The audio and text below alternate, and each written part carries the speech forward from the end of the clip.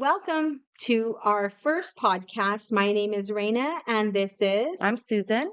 this is the 50/20 podcast. This is our first one, like I said, and we are just allowing the Lord to do His work in and through us as He has. And this podcast comes, the title of our podcast, the name of our podcast, it comes out of the book of Genesis 50:20, which says, "You intended to harm me, but God intended it for good."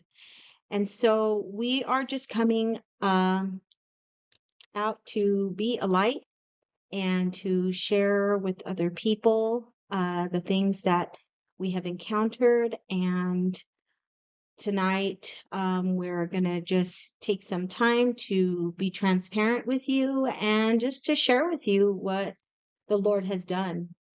And this podcast originally was, I think the Lord was showing me to step out a few years back, and um, I didn't want to. And I just continued and continued to ask the Lord for His guidance and His provision if that's what He wanted. And He definitely showed me to take a step of faith. And so here we are.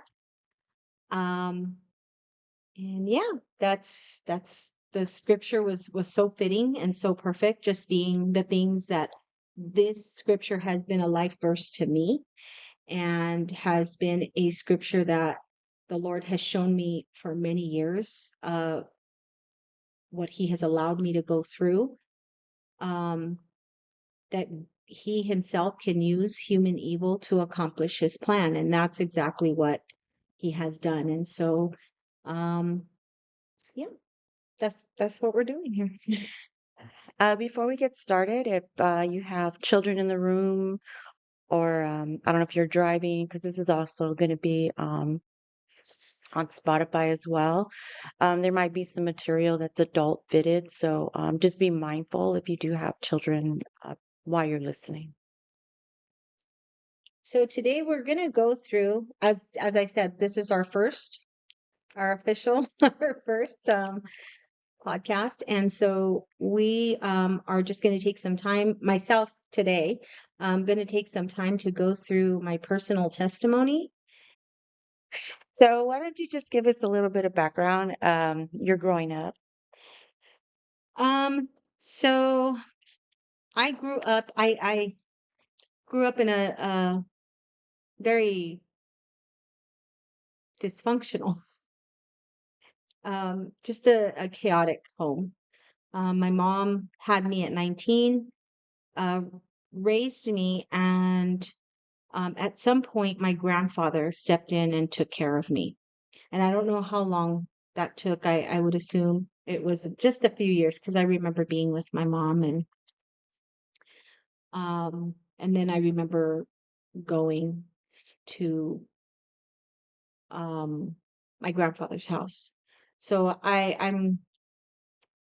don't remember prior to 4 years old. I remember going to my grandfather's maybe about that age. Um, my mom had a very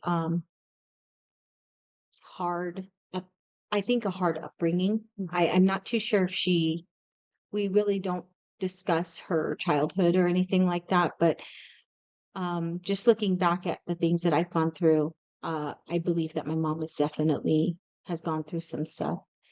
And my mom relieved whatever she's encountered through alcohol and drugs. And so, uh, Do you know any past history about your grandmother? no, No. I don't know any. That's a good question.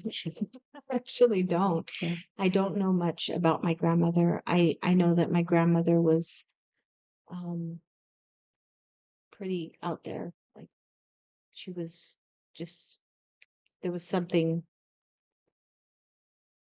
really, I'm going to say wrong. Okay. Yeah, there was something wrong. I don't really know how to.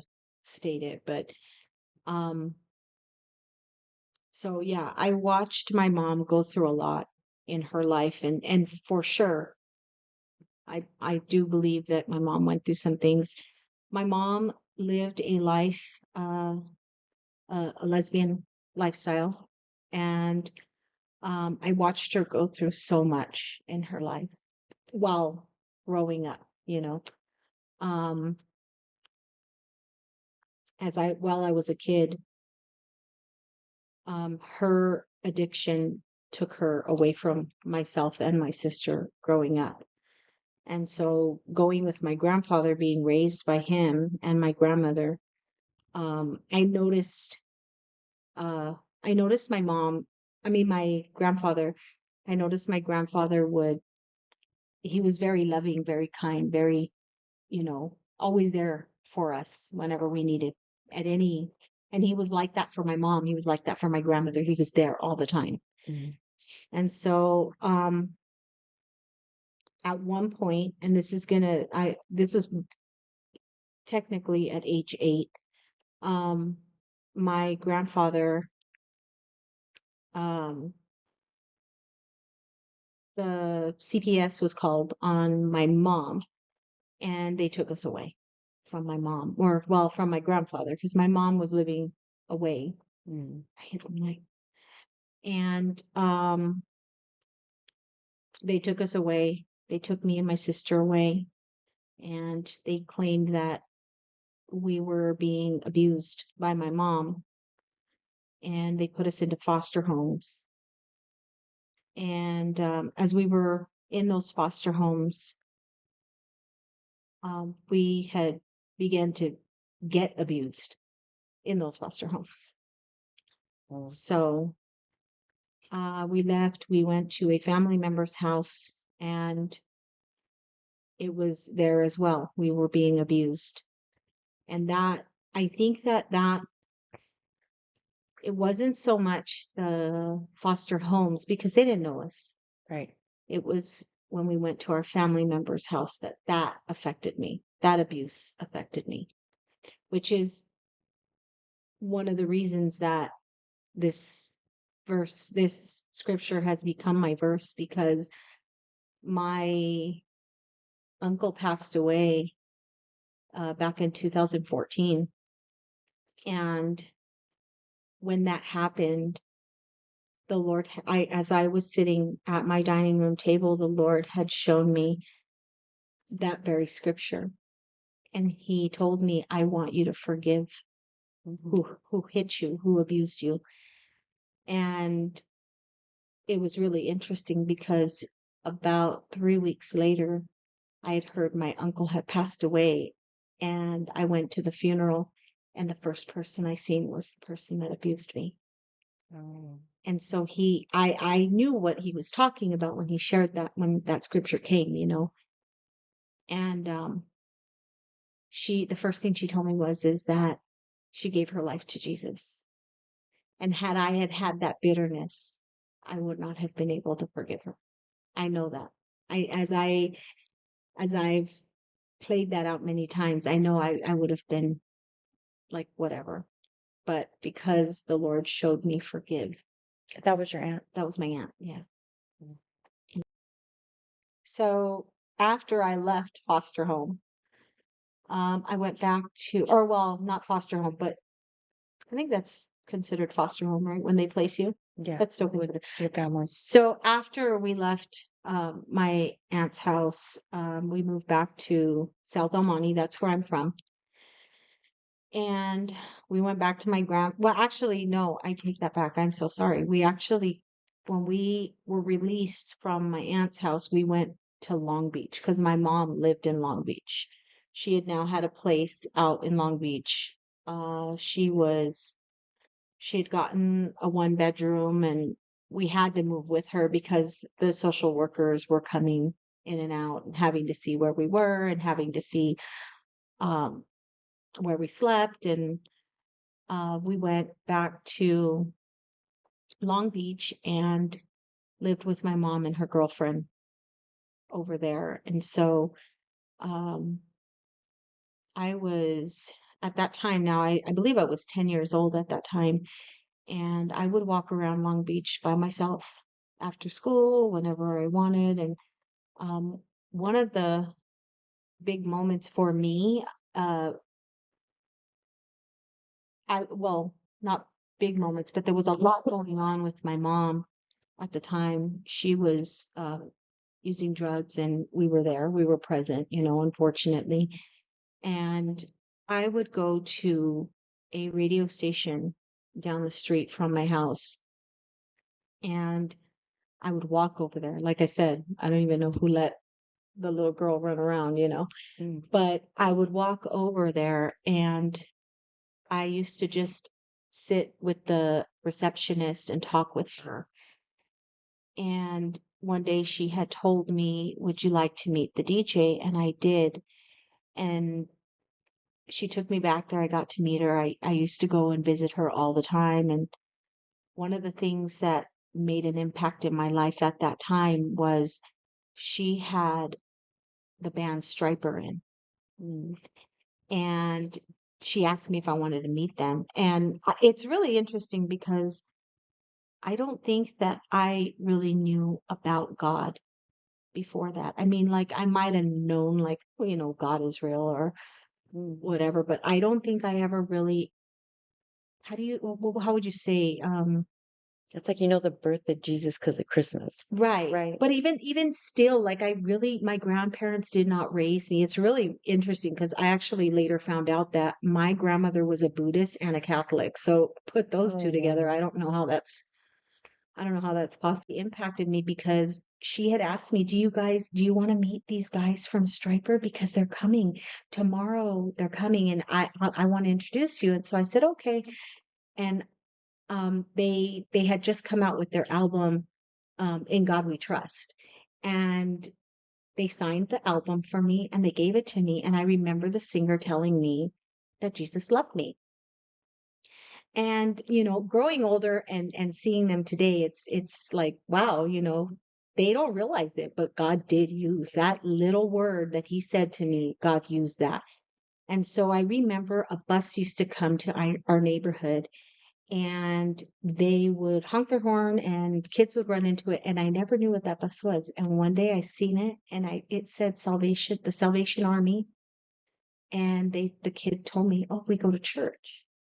So I went. I got on the bus Oh, and I went. And that was like a and you were how old at that time? 10, 11, somewhere. It was right after we got taken, or we got sent back from our aunts.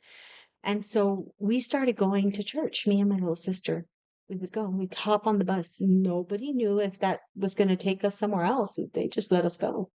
And so we started going. And I find it really interesting because I have shared with you before, like, somebody prayed us here. Mm-hmm. Somebody prayed us here. And I so am, I'm so thankful because I get to serve in the church, and I know you get to serve in the church. And these moments are so important because we never know. We don't know when it is that we will ever see that child again, or that teenager, or whoever it may Right. be. And I am so thankful that there is going to be one day where I'm going to get to meet that person from the Salvation Army in Signal Hill that prayed for that little girl that got on that bus and went over there.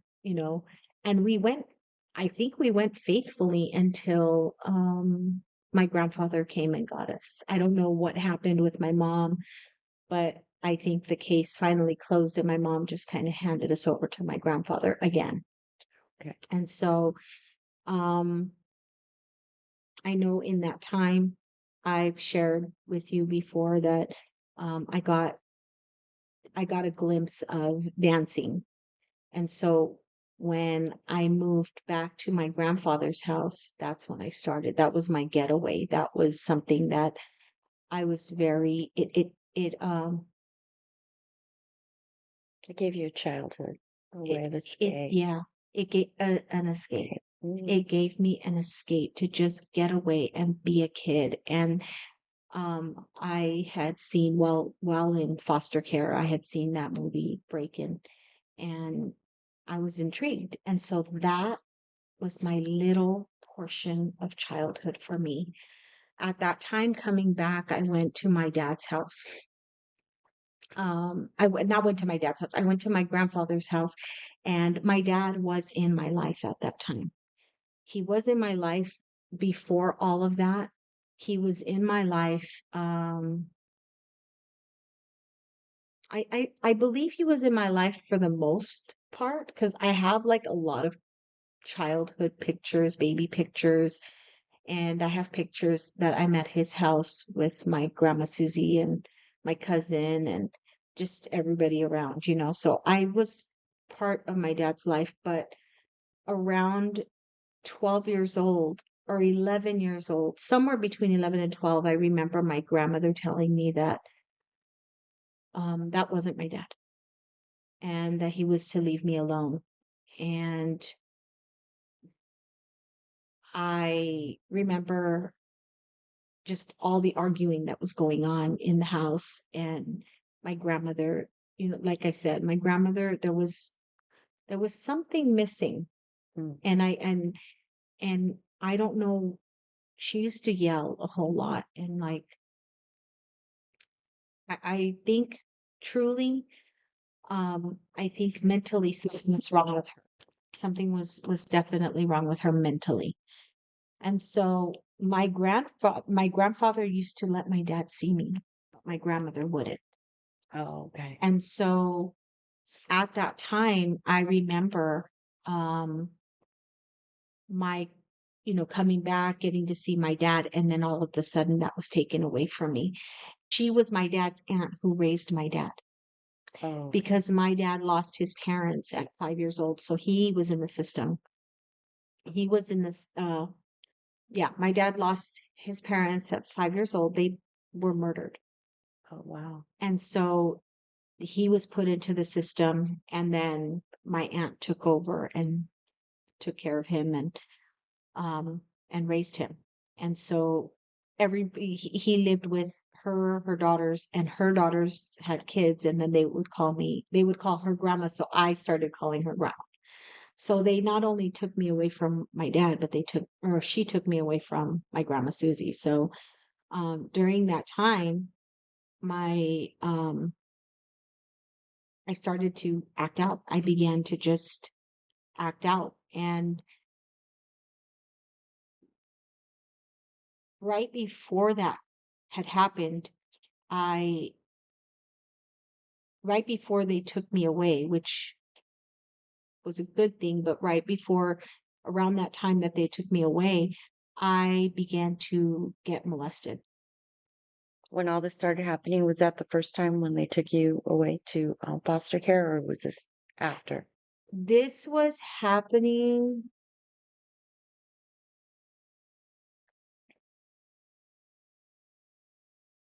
this was happening beforehand, but it was continuing Oh, after. Yeah. And so this was now continuing though, right around the time that they had taken me away from him. And so as they so were it was happening like from ages 10, from when you returned back from when to. I returned, yeah, Okay. yeah. From when I returned. It was when I moved back to my grandfather's house. That's when it all began. Yeah. And so in that time, um, I started rebelling. I just completely started rebelling and I started to run away from home. Um, like I said, I got into breakdancing, which let me have a moment, of a complete childhood. Like that really took me away. And so um for a moment I had just a slight moment of peace, I would say. And then things just started to spiral right after that. Once they kicked him out and I could not see my family anymore on my dad's side, um, I just started acting out. And I remember running away from home once, and my mom went to go look for me. I think that's what I wanted. I wanted my mom to come back. I wanted that, that family. And I remember her coming and looking for me, which, you know, I didn't go too far. Um, and then I I went out to a friend, who I thought was a friend, had encouraged me, let's take off, let's go run, let's go to this party, go hang out, and blah blah blah. And I listened to her, and I remember we jumped out of my window, which I didn't need to jump out of my window. I don't even know why I did that, but I listened to her. And we went and met up with a bunch of her friends, and I don't know who was there. I couldn't even tell you. I only knew one girl that was there besides her. And this was now age 12 that we're going into, and it was there that they started drinking. And um there was this, he was a man, and he told me, here, drink this, and the next thing I knew, I was being raped. So after that happened, I there was a lot of anger. Mm. And when that happened to me, I'm sorry, when that happened to me, I didn't understand why those things continued to happen. I had just gone through a long time of going through, you know, being molested, and then this happens. And Did you ever tell anyone? Did you try to I did. get help? I did. Unfortunately, you know, I think that when you're that young and you're not really heard, you Right. know.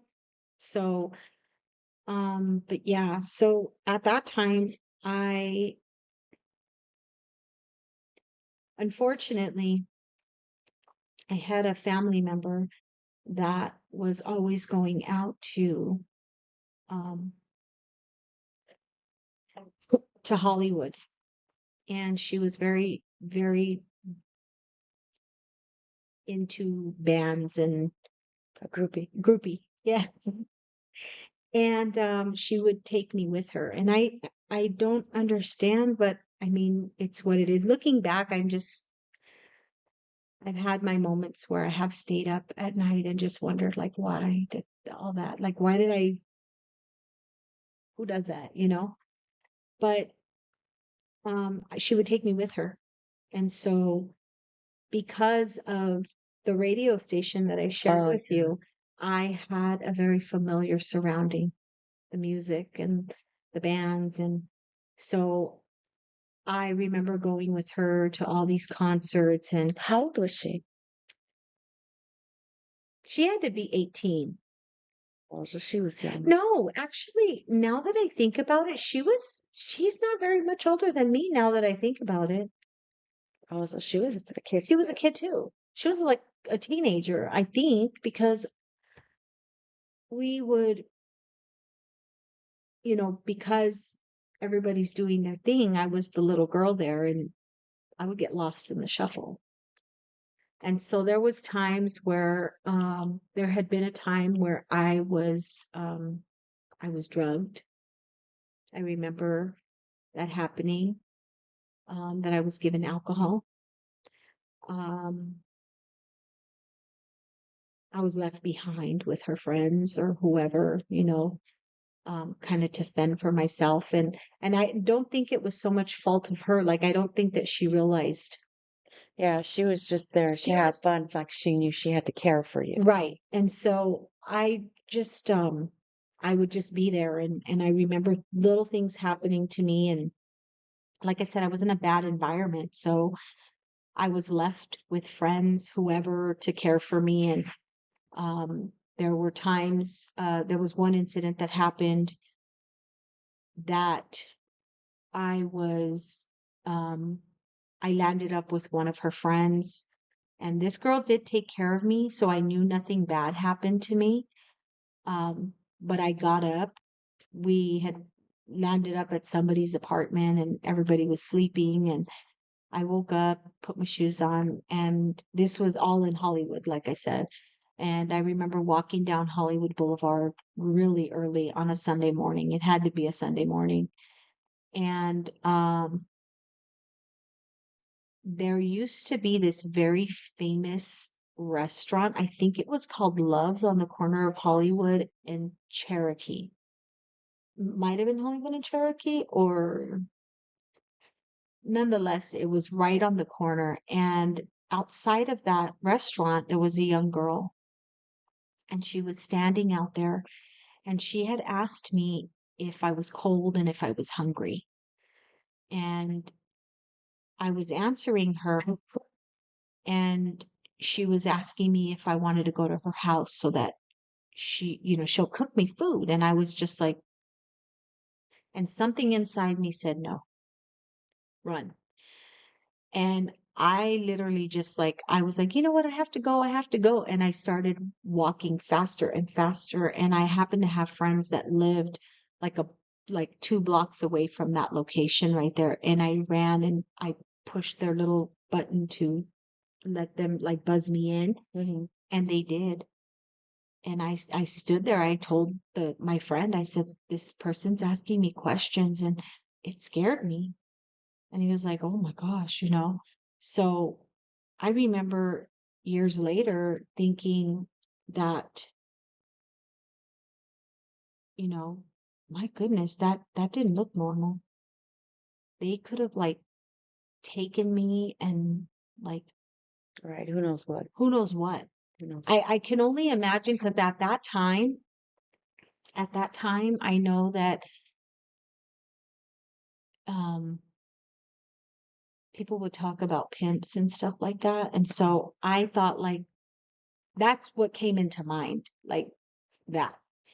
Um, but it's really interesting because for many years, um, I used to think, man, that almost happened to me.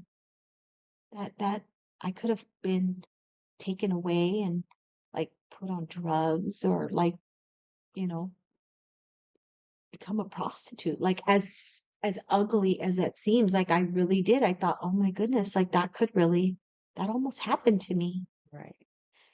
All the while, I had a really good friend, or well, so I thought she was a really good friend. She knew she would come around my grandfather, she would go around my grandmother. She would take me places, and we'd go eat, and I thought she was my friend, like I really did. And in the midst of that friendship, it became very evident that it actually didn't become evident until recently, but um, she had goals. She was actually, well, I don't know if I should say goals, but she actually was grooming me.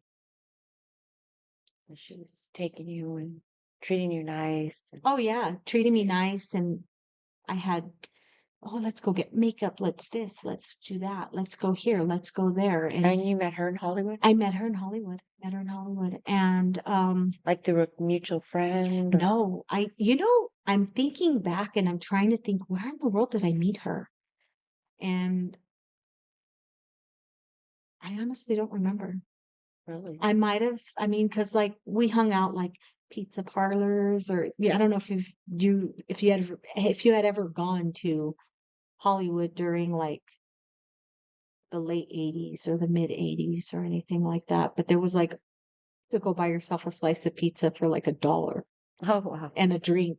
So we hung out at little spots like that because it was cheap. And I don't really remember where I met her, but I know I met her on Hollywood Boulevard for sure. And she just started talking to me, and we became friends. And um, I had a friend out there that I would stay with a lot. Her name was Trina. And I would stay at her place all the time. She got pregnant, and um, she kind of just, would keep me near. like, hey, if you need somewhere to go, come to my house, you know? So I used to go and stay with her. So that was around the time that I met this girl. And yeah, she would take me places and you got to this, you got to that. And then I started to notice the verbiage that she was using was not normal. Like, I would hear her talking to people and telling them, um, I gotta go turn a trick. mm, I was never, I mean, there was a band that my aunt used to hang out with called trick. Tricks. They were called Tricks. And so I didn't know what that was. That was not normal. That was not verbiage that I used. And so, um, at about this time, she had told me, like, hey, you want this? You're going to have to do this. And I was like, gonna have to do what? Mhm. You know, like, I don't understand that. So around that time, I believe I was 14 at that time. I remember her talking to some guy, and then the next thing I knew, I was, we were getting in the car, and I was taken out to the Bay Area, and she was not with me. And so I was there for a bit. I cannot remember. I cannot tell you how long, but I got an incident had happened with this guy, and this individual, I don't believe he was, he wasn't like abusing me or anything like that, but I think that he was probably just as clueless. I don't think he realized what was happening. Was he like a young guy? Yeah, he was a young guy. Yeah. So it had to be like under 18, not under 18, under 20, I think. And I ended up using the phone and calling my grandfather and asking him for to send me a bus ticket. I wanted to go home. And So you were living out there this whole time? I wasn't living out there this whole time. I think I was probably there for like a few weeks, Staying with friends or staying there in a garage. I was in a garage. in the Bay Area? Yes. But you were previously in Hollywood. Yeah. I would just go back and forth to my, yeah. Oh, okay. Yeah. So I ended up calling, getting a ticket, and my grandfather sent me a ticket. Back then you could send tickets or put a ticket. You remember? I don't, and they don't do that now. I try to do that with my mom. They don't do that now. So I remember my grandfather picking me up from downtown LA, from the bus station in downtown LA, and he didn't say a word to me. I don't remember him asking me, are you okay? Where were you? I know they were mad at me, but I don't remember any of that. Like, it made me wonder, like, why isn't anybody asking me anything? But I don't know, even if they would have asked me anything, would Mhm. I have said anything? Because I think I was so embarrassed of what had happened, of what was going on, what I didn't know. Did the young man have any conversations with you? Yeah. That's why I'm saying I don't think that so much he understood what was happening. I don't know. I don't know. I try to well, I don't anymore. I've tried to come to understand like what was happening there. You know what I mean? Like what I see had happened was I was paid for. So um so yeah, it boggles my mind today, like what happened? Why didn't anyone ask me? I have three, well, at the time, two best friends that I grew up with. And at this time, I had met my third best friend that I grew up with, and they all asked me, where are you? They were probably the only ones that asked me where I was. Where were you? What happened? Everybody was mad at you. Mhm. And they, to this day, don't know what happened. Oh, so you didn't tell I him. couldn't. I was way too embarrassed to say anything to anybody. Um, it was just recently that I began therapy, or I started therapy. A few years back, I started a session, and this is where it all kind of surfaced. Mm. And I'm really shocked because as a mom, and I know you can understand that, you can relate, we always tend to, when our kids do something, we're like, oh, how could you forget? Right, right, right. And you can't forget that. That's something that you can't know. I truly now can sympathize and understand um, when somebody says, and in this matter, I'm not saying like, oh, how come you didn't do the dishes, Right, right, but right. yeah, but in this manner, I do realize how real it is that we take these things that have happened to us and we suppress them. And Right. I think because at that time I was suppressing what had happened previously. I was drinking, I was smoking, I then began to use drugs, marijuana, whatever it was. Um, that was what happened at this time. And when I was taken away, when I was taken to the Bay Area, I was encouraged to use cocaine. Oh, So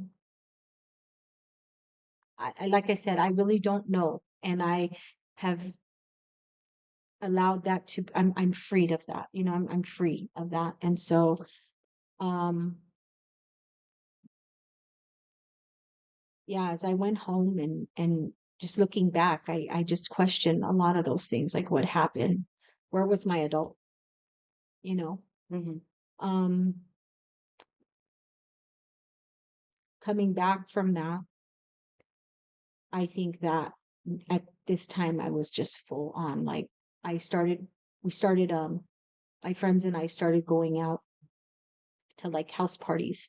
This was like the LA, the East LA party scene at this point. And I started to drink um, heavily at this point. I remember a lot more heavy drinking. And then we moved really quickly into the rave scene where drugs were, you know, being utilized at this time. And I think that those things, unfortunately, um,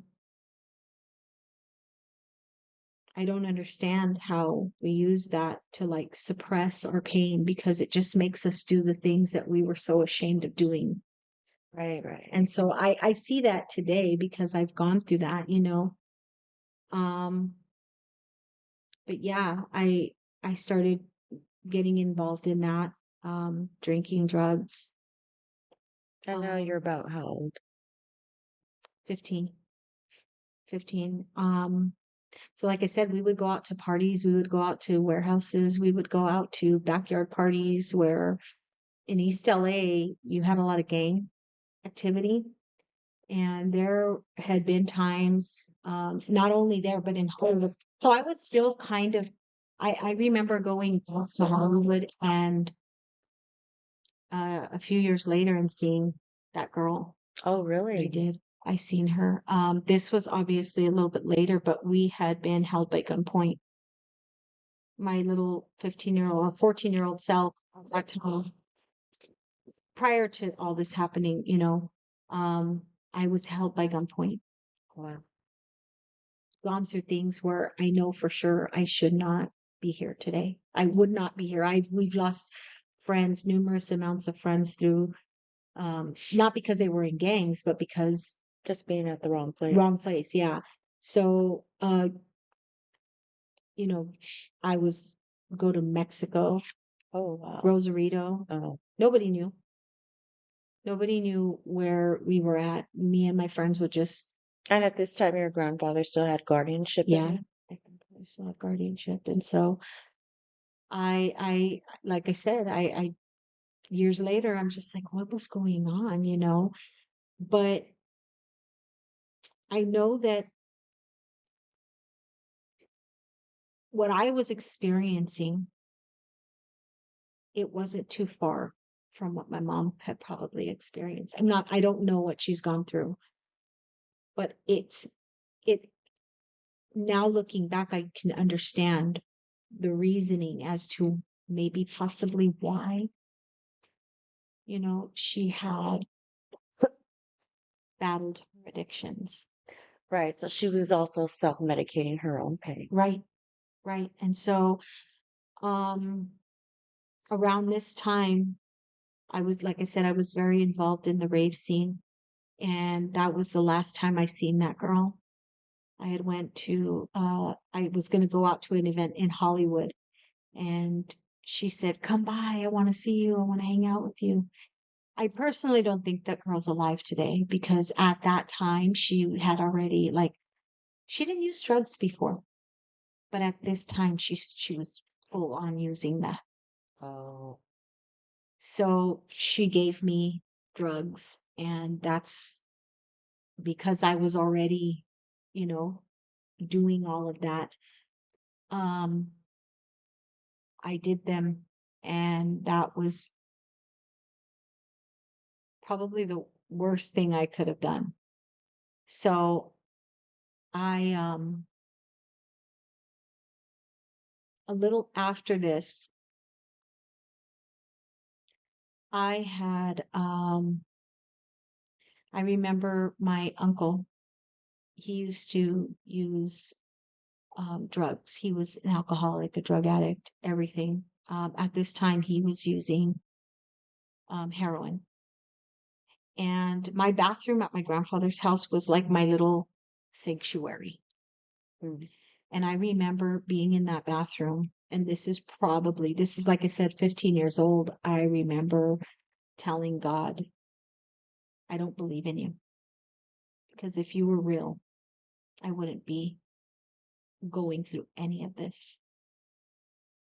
And I find it really interesting because the way that I was living, I was angry that didn't have my mom, didn't have my dad, had to live with my grandparents. I forgive me, but I thought my grandmother was demon possessed.